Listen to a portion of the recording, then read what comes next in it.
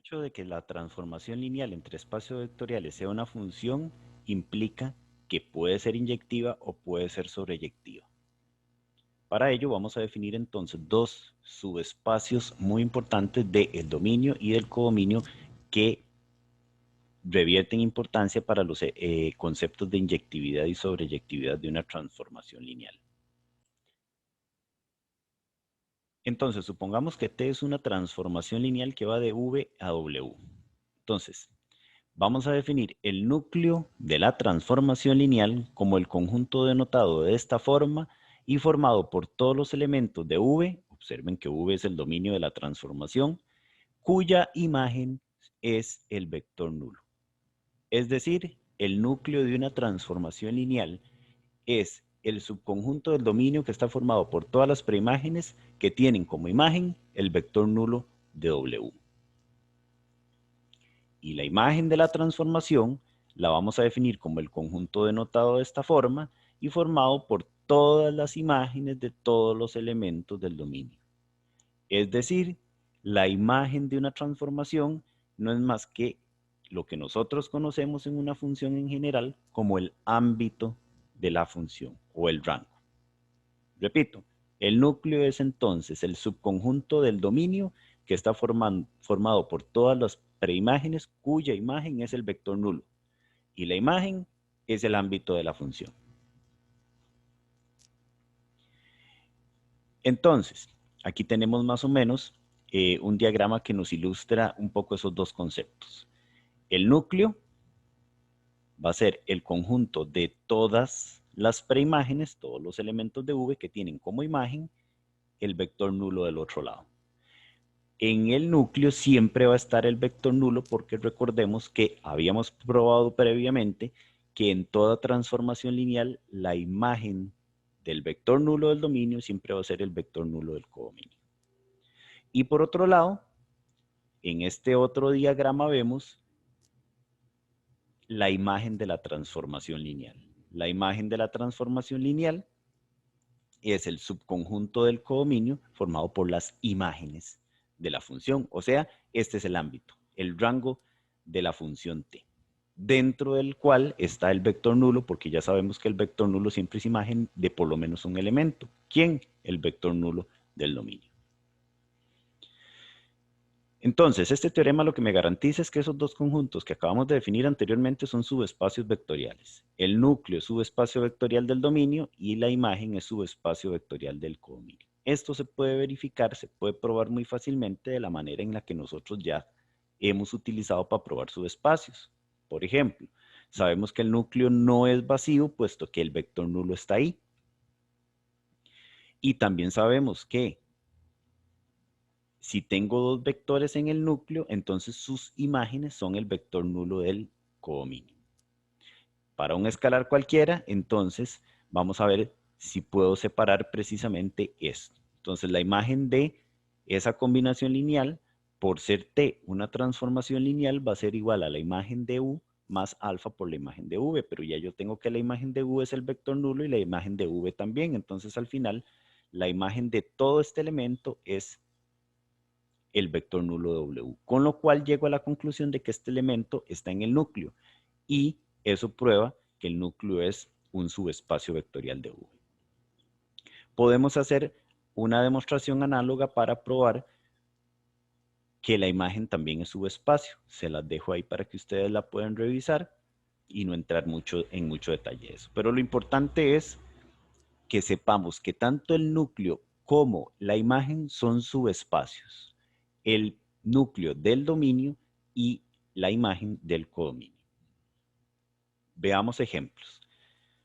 En este caso, T es una transformación que va de R2 al espacio de matrices de tamaño 2×2 y aquí me dan el criterio de la transformación. Me dicen que a todo par ordenado, a todo vector de R2 se le asigna como imagen esta matriz. Me piden determinar el núcleo y la imagen de esa transformación. Para hallar el núcleo, como el núcleo es un subconjunto del dominio y el dominio en este caso está formado por vectores de R2, entonces me voy a dar un vector genérico de R2 cuya imagen sea la matriz nula.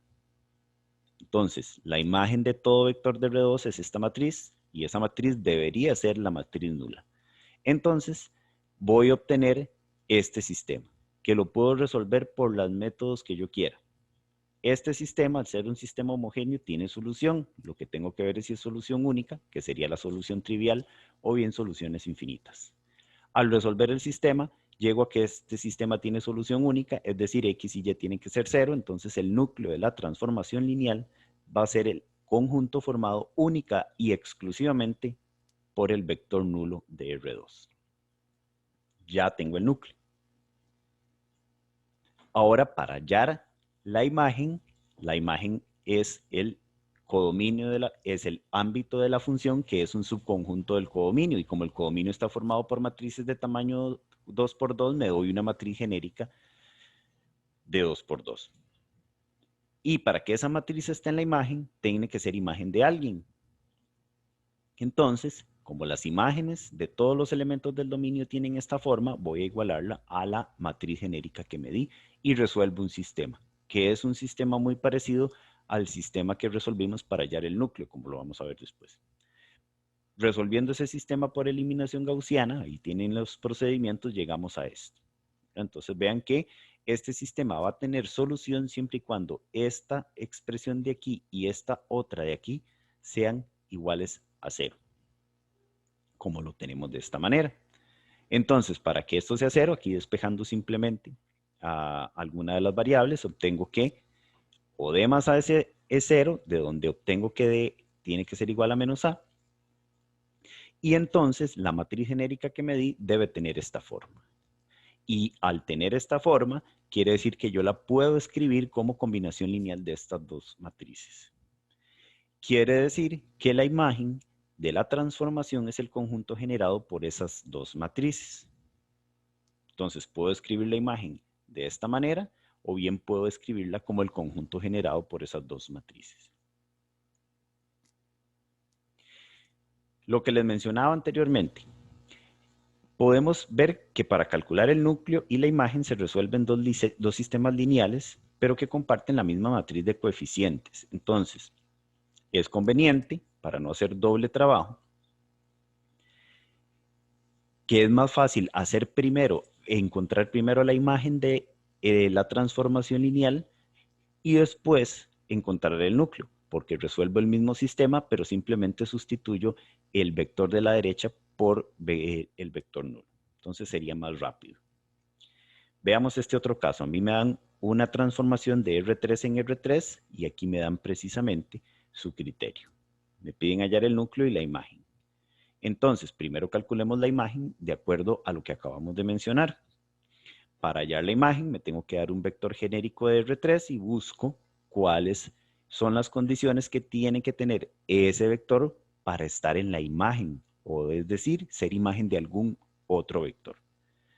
Entonces, tiene que haber un vector x, y, z en el dominio que esté relacionado con él. Pero la imagen de ese vector sería esto de acuerdo a la definición de la función, de la transformación. Entonces resolvemos ese sistema, ¿verdad? Por eliminación gaussiana, obtenemos esto y terminamos de resolver el sistema y llegamos a esta conclusión. Para que ese sistema tenga solución, esta expresión que me quedó aquí en esta entrada tiene que ser igual a 0. Despejo alguna de las tres variables que aparecen ahí, a b o a c. Aquí se despejó a b. Y entonces obtendríamos que el vector que me di en la imagen tiene que tener esta forma. Es decir, lo puedo escribir como combinación lineal de estos dos vectores. Entonces la imagen es el conjunto generado por esos dos vectores y ya tengo la imagen. Para hallar al núcleo, lo único que tengo que hacer es sustituir aquí a A, a B y a C por 0. Simplemente. Entonces me ahorro todo el trabajo que ya hice anteriormente. Al hacerlo, obtendría esta matriz y la termino de resolver el sistema sustituyendo hacia atrás, de donde obtendría, por ejemplo, aquí ya puedo ver que x es igual a z y y es igual a menos 2z. Entonces, el vector x, y, z que esté en el núcleo tiene que tener esta forma, o lo que es lo mismo, esta de acá. Entonces, quiere decir que el núcleo en este caso es el conjunto generado por este vector. Y ya tengo el núcleo, que era la otra cosa que me pedía. Les dejo este ejercicio para que lo intenten. Igual me dan una transformación que va del espacio de matrices de tamaño 2×2 al espacio de polinomios de grado 2. Aquí me dan el criterio y me piden determinar el núcleo y la imagen. Existe un procedimiento alternativo para hallar la imagen de una transformación lineal y es hacer uso de este resultado.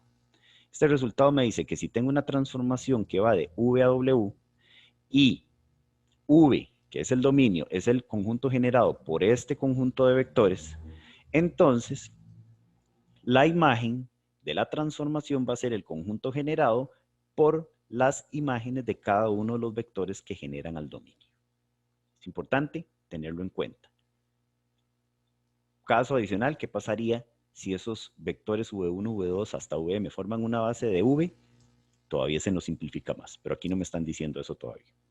Entonces, para hallar la imagen basta con saber un conjunto que genere el dominio y las imágenes de cada uno de los elementos que forman ese conjunto.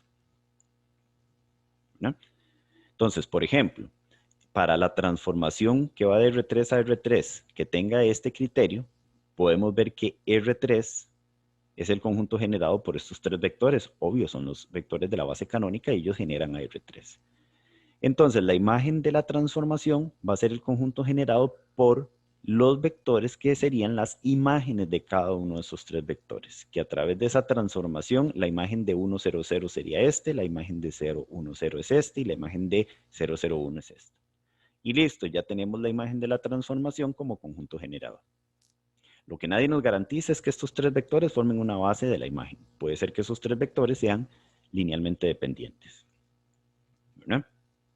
Como en efecto sucede, veamos que el tercer vector lo puedo escribir como combinación lineal de los otros dos. Entonces, si yo quisiera una base de la imagen, que como ya sabemos es un espacio vectorial, entonces simplemente quitamos ese vector y ya tendríamos que la imagen de la transformación es el conjunto generado por los otros dos vectores que quedarían. E incluso esto ya es una base, entonces podríamos determinar fácilmente cuál sería la imagen de la dimensión de la imagen de esa transformación.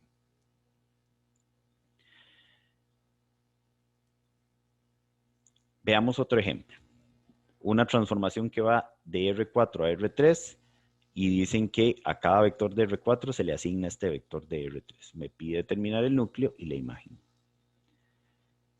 Entonces, observemos que esta transformación la puedo escribir de esta manera, como una matriz por el vector. Y entonces, para hallar el núcleo, simplemente resolvemos este sistema, ¿verdad? Porque sería el conjunto de todos los vectores de R4 que tienen como imagen al vector nulo. Al resolver el sistema, por eliminación gaussiana, llegamos a esto. Es un sistema con soluciones infinitas, de donde X, Y y Z están en términos de W de esa manera. Entonces el núcleo sería el conjunto formado por todos los vectores que tengan esta forma con U, W en R, o bien el conjunto generado por este vector. Dimensión del núcleo, 1, porque está generado por un vector. Para hallar la imagen utilicemos el resultado que vimos anteriormente. Por ejemplo, R4, que es el dominio, es el conjunto generado por esos 4 vectores, porque son los vectores de la base canónica de R4. Entonces, la imagen de la transformación va a ser el conjunto generado por las imágenes de cada uno de esos vectores, que serían estos que están acá. Entonces, ya tengo la imagen como conjunto generador. Lo que nadie me garantiza hasta el momento es que estos 4 vectores sean LI. ¿Verdad? Podemos ver que este vector, que es este que está acá, es combinación lineal de los otros 3. Entonces tengo que sacarlo para, si quiero escribir la imagen como el conjunto generado por elementos linealmente independientes. Y listo, ¿verdad? Y vean que en este caso ya tengo la imagen como el conjunto generado por estos 3 vectores. Estos 3 vectores son linealmente independientes y como son 3, sería que concluiríamos que la imagen de la transformación tiene imagen dimensión 3. Y como es un subespacio de R3 con su misma dimensión, entonces al final la imagen es R3. O sea, en este caso la imagen y el codominio de la transformación coinciden. Y ese ejercicio también los dejo para que ustedes lo intenten. Me piden determinar el núcleo y la imagen de la transformación lineal determinada, definida de esta manera. Esta transformación va de P sub 2 a R2. Por último, en esta tabla se muestran los principales resultados de los tres ejemplos que acabamos de ver. En el primer ejemplo que vimos, una transformación que va de R2 al espacio de matrices, la dimensión del dominio es 2, porque es R2. Y vimos que la dimensión del núcleo, porque el núcleo era en este caso el conjunto generado, el conjunto formado únicamente por el vector nulo, entonces la dimensión de ese espacio es 0.